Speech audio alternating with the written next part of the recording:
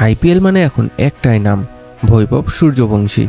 মাত্র 15 বছর বয়সেই এই কিশোর যা করলো তা দেখে পুরো হায়দ্রাবাদ দল যেন বলছে, আমরা এখানে খেলতে আসিনি, দর্শক হয়ে এসেছি। টসে হেরে ব্যাটিংয়ে নেমে শুরু থেকেই আগুন ঝরান বৈভব। মাত্র 20 বলে 60 রান, আর কামিন্সের 1 ওভারে 25 রান।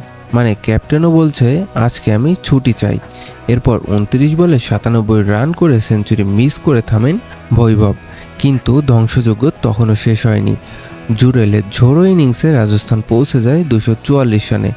জবাবে হায়দ্রাবাদ শুরু থেকেই ধাক্কা খায়। আর্চারের আগুনে অভিষেক আর ঈশান কিষান দুজনেই দ্রুত ফিরে যান। এরপর আর ম্যাচে ফিরতে পারেনি হায়দ্রাবাদ। শেষ পর্যন্ত রাজস্থান জয় নিশ্চিত করে। আর এবারের আইপিএলে হায়দ্রাবাদের যাত্রা এখানেই শেষ হয়। অন্যদিকে রাজস্থানের পথ এখন একদম সোজা, ফাইনালের দরজায় এক পা দিয়েই রেখেছে তারা।